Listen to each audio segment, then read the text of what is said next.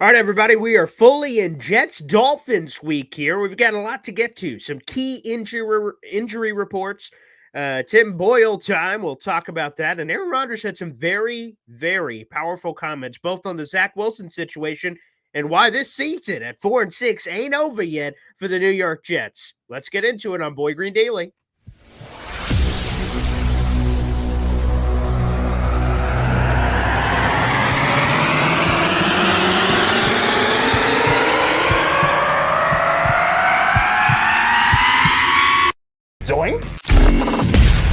It is unequivocally the Super Bowl for New York Jet fans. Field Yates, baby. Field gosh darn Yates. Let's bring him on the show. Come on, people. Connor Rodgers is joining the show. What's up, Connor? But Trevor gosh darn Sycamore, baby, for me, personally, my favorite New York Jet of all time. Wow, it's great to be on. What an intro that was right there. Paul, nobody does an intro like you, man. Paul, you give the best intro of literally any podcast that I've ever seen. I'm gonna lose my gosh darn bananas.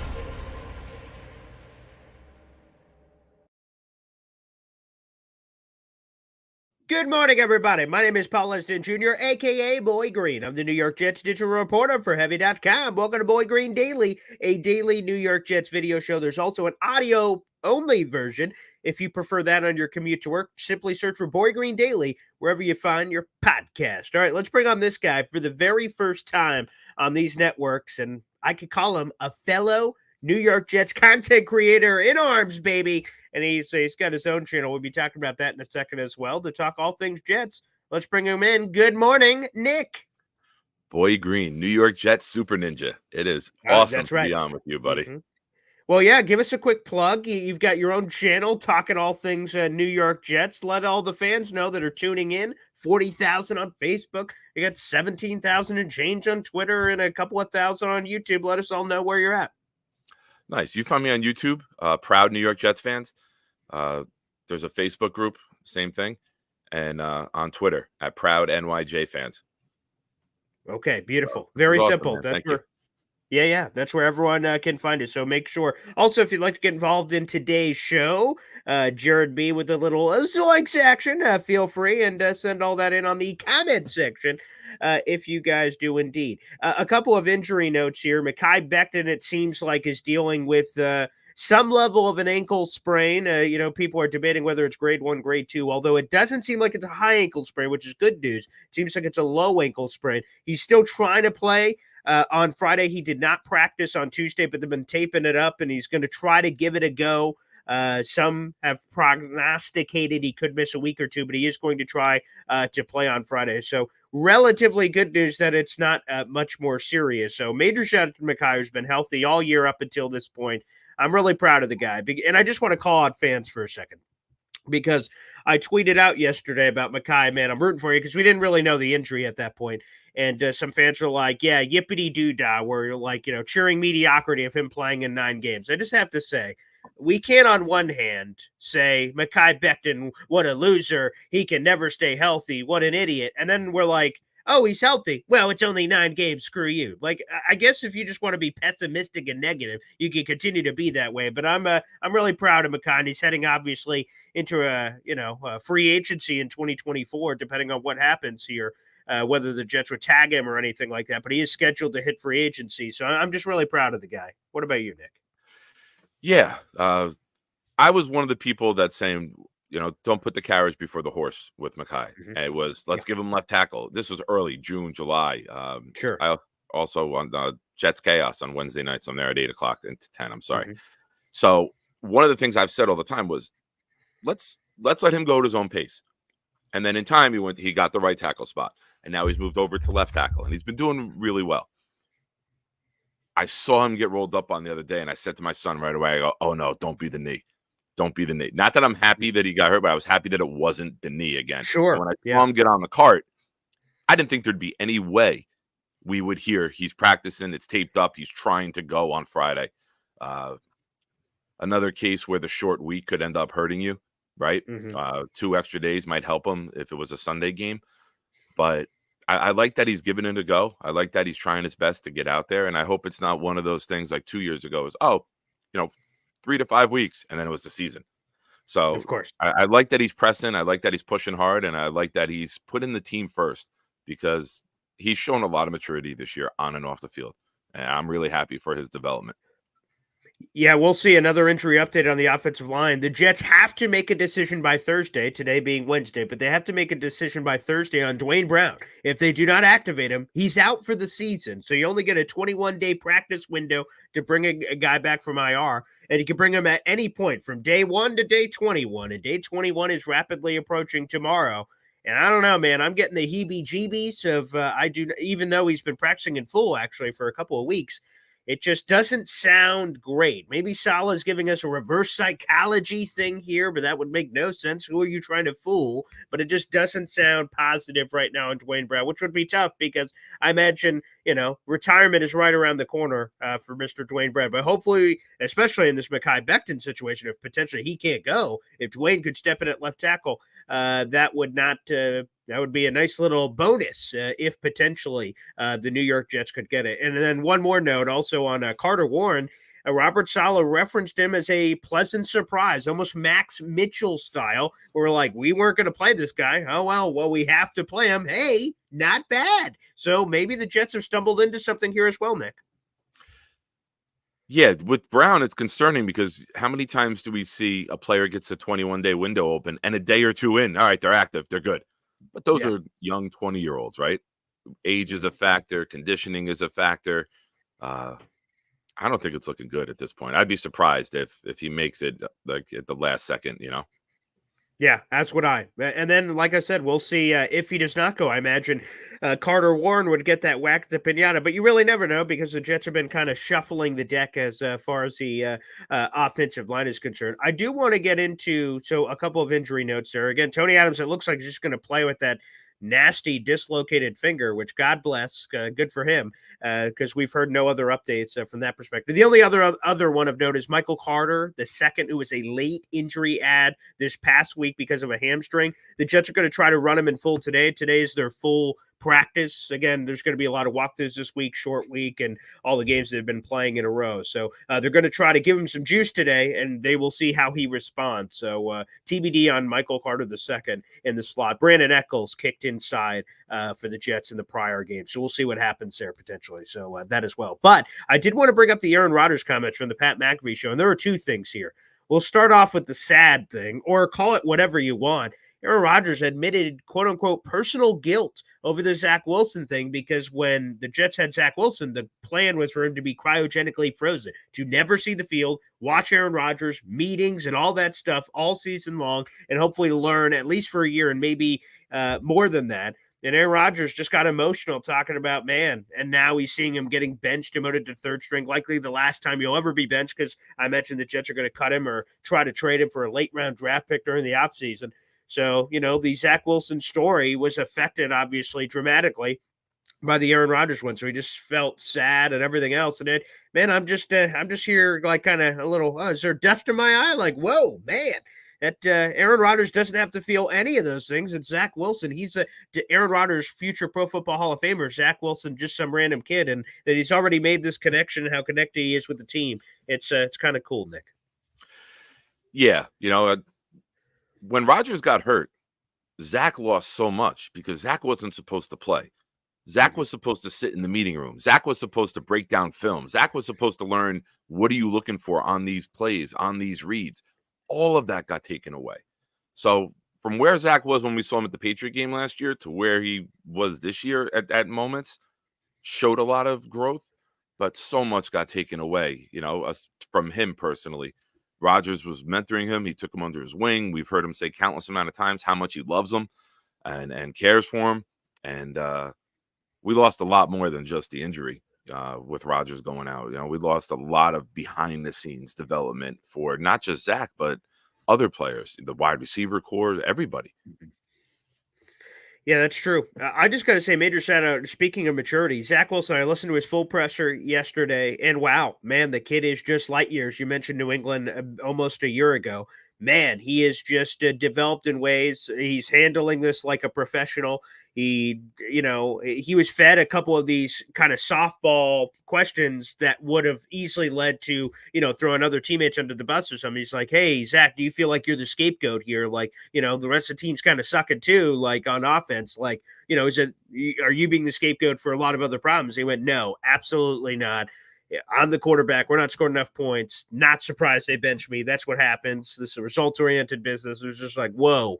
For Zach Wilson to go from not accountable at all last year to like almost like crazy accountable is good to see. At the end of the day, it's just a harsh truth that Zach Wilson will go down as one of the worst busts in NFL draft history. And it is what it is. The numbers are the numbers. But hopefully he gets a chance in a new place, away from the spotlight and not being the quote-unquote number 2 overall pick. I'll be rooting for a Geno Smith-like turnaround somewhere else. Good for him. But the chance of him being on this roster, I believe, are slim to none next year. But nonetheless, very interesting there. I will throw the other thing from Aaron Rodgers. Let's go from sad to inspirational. I would play the clip, but I think it's going to be too long from the Pat McAfee show here on a Boy Green Daily. We're only 20 minutes and change. But Aaron Rodgers basically was fed by Pat McAfee, like, the season looks kind of over. Like, you want to slow down your rehab because, like, it probably ain't going to happen. And Aaron Rodgers says, the Jets are 4-6. I know another 4-6 team. He was referencing, of course, his Green Bay Packers. And he said that counted us out. We won 8 games in a row, went to the NFC Championship game. It's like, okay, Aaron. And then he said, hey, there's another 4-6 team, 2009, referencing our New York Jets that went all the way to the AFC Championship game. And I'm like, okay, Aaron, I'm back in. The Sopranos, they think you're out, and they pull me back.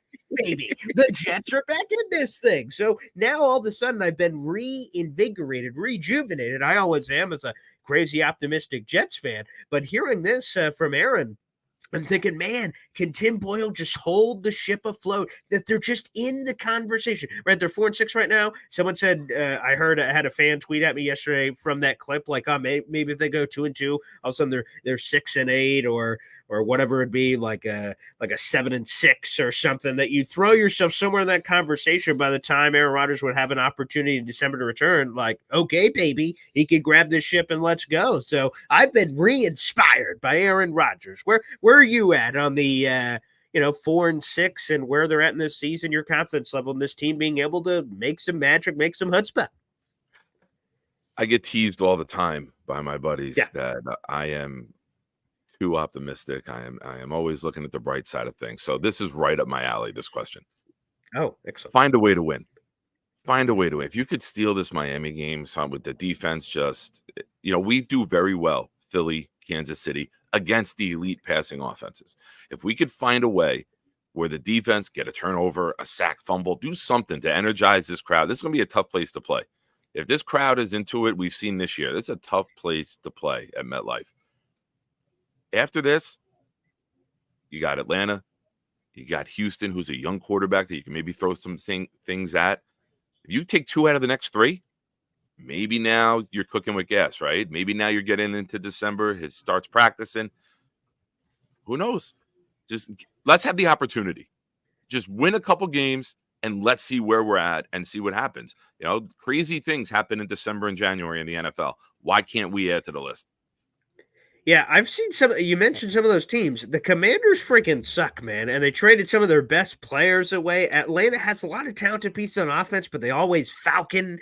I don't know. I start looking at some of these squads, and I was talking to our Dolphins insider, Brian Miller, yesterday. He fully anticipates a split with the New York Jets this season, even in their current state. And I'm going to be honest, talk about this Tim Boyle era as we turn the page to that. He will be QB1. Trevor Siemian will be QB2. Zach Wilson will be, as Robert Saleh clarified yesterday, the emergency QB3. So technically inactive, but he will be in full uniform because if Tim Boyle and Trevor Siemian were to get hurt, the new NFL rule would allow that third quarterback to get into the game instead of you going to your Wildcat package or things of that nature. But they have to be on the 53-man roster for that rule to be possible. So with that being said, Tim Boyle era, I heard him yesterday. He's got some swag.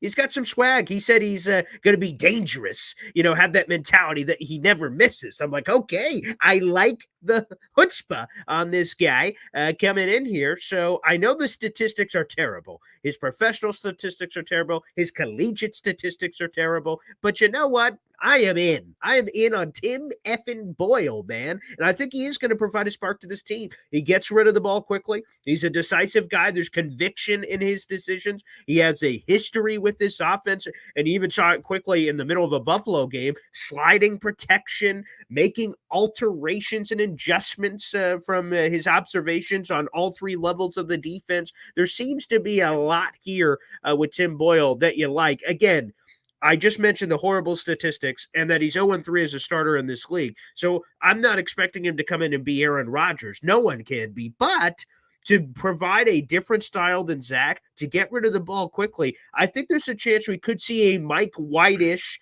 I don't know if it's 400 yards and all that stuff, but a Mike White-ish spark where all of a sudden the Jets can put a couple of points on the board and we still have this defense that will be ignited by the change on offense. I think that is not out of the question, Nick. So my nuts thinking Kurt Warner 2.0 and he goes 7-0 and Pro Bowl and MVP. Is that too much? Super is that Bowl? over top? Is that to the Yeah, moon? I like that. Yes, sign me up. I think the way Zach was, and I'm a big Zach fan, and you need a change. Whether he's not seeing it right, he wasn't getting the ball out on time. Listen, the offense has a lot of issues. Rodgers also said yesterday, there's 10 other guys not on point. If 10 guys are on point and one guy's not, the offense not going to click. It's not going to be in a rhythm. We haven't been in a rhythm. Too many guys are off. The line blocks. Zach gets the ball out on time. Guys are dropping it. Reliable guys are dropping the ball.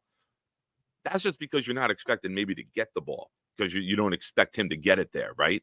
A change at quarterback can spark, invigorate, unite a team when things are down. What's the old adage in New York, right? Everywhere. The most popular guy on the roster, except for when it's Zach, is the backup quarterback. So maybe we catch lightning in a bottle. Maybe we get a little rhythm going here, and maybe we could start to see what this offense is about. And if we start to pass the ball successfully, it opens up Brees. Because I'm tired of watching 3 tight ends come in with one of the wide receivers. It's not even Garrett out wide. And I look at my son, I go, it's a run up the middle. He goes, no, they're going to do something. Nope, Brees. They tried a little counter up the middle. It's 1 yard. You can't be predictable in the NFL. You got to catch these defenses on their heels. You got to find a way to pause them, freeze them. And we haven't been doing that because we have no threat anywhere. We got to create the threat. Maybe Boyle gives us a little bit. Maybe the unknown is what we need, right? Miami doesn't know what's coming at them now with Boyle. So maybe we can catch a little excitement there and be productive. And to your point, formation-wise, a couple of times, just to your point, Jason Brownlee was out there, and then all the jumbo tight end package. Yes, that was the formation. Yeah, and it was guaranteed run. You weren't running a play-action bomb to Brownlee. Yeah. Unlikely. Very unlikely. So, some of the play calling has been a little questionable. Well, what about this Dolphins team, though? Obviously, speaking of numbers, Tua has phenomenal numbers. We talked a little bit about him yesterday, but just to generalize real quick, 70% completion percentage, near 3,000 yards passing, basically a 3-to-1 touchdown interception ratio, 21 touchdowns, 8 picks. He's been dynamic this year and healthy, and they've got a lot of weapons. What do you make of this Dolphins team? I've watched 3 of their games. Mm-hmm. If you can take away the first read from Tua, this passing scheme is designed to have the first guy open, hit him in rhythm, catch and run, where they get a ton of yak, right? If you can find a way to take that first read away and make him move and shift in the pocket, that's when we can get home with the pass rush. But if they're wide open on the first read, he dumps it to the first read, they move the chains, they go. You got to be creative on defense. We don't play a lot of man, so you're going to have to disguise some things on the back end. And hopefully they do enough where the pass rush can get there because they want to get the ball out of his hands quick. Of course, we know his history. They don't want him getting hit. They want to move the ball quick, get it to the guys like Hill, Waddle, and everyone else who can just catch and run. So I'm very curious to see what Ulbricht's plan is to disguise the coverages and maybe expose them a little bit and confuse him. Yeah, a little concerned about the run defense just because schematically this Dolphins style, which again, Robert Saleh and Mike McDaniel are both intimately familiar with one another's schematics. They've had some success in the recent past against the Jets in terms of running the football. They kind of, idealized as a finesse team against who you think is a very physical team. But when you see some of their downhill running game, when they get that going, there is a physical nature that kind of pairs with the quote unquote finesse, whatever words you want to use to describe this passing game of speed and electricity and things of that nature. They can give you a little bit of juice, especially with those track stars back there in the backfield. That's somewhat concerning heading into the game. Yeah, if I'm the opposition, I've said this since the Giants game. If I'm an opposing offensive coordinator, I'm just running the ball 35 times a game. We keep doing these 4-man fronts. We don't bring in a fifth lineman to try to bulk up, and we keep the linebackers back. And if you get a push on us, and since we lost Woods, you've been able to get a push on us. So I expect Mostert and I think Akane is out. I forget how to say his name. Achane. Yeah, we'll see on him. That is still a TBD. The coaching staff left the door open there, but we'll see. Yeah, his knee tweaked the other day. But I expect a heavy dose of the run and then some favorable play action plays where you're not letting our pass rush, the strength of our team, get the advantage on you.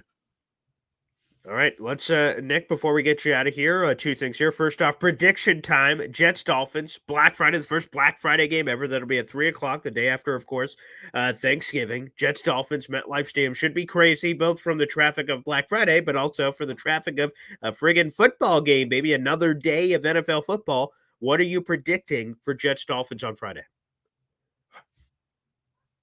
My father, God rest his soul, could never.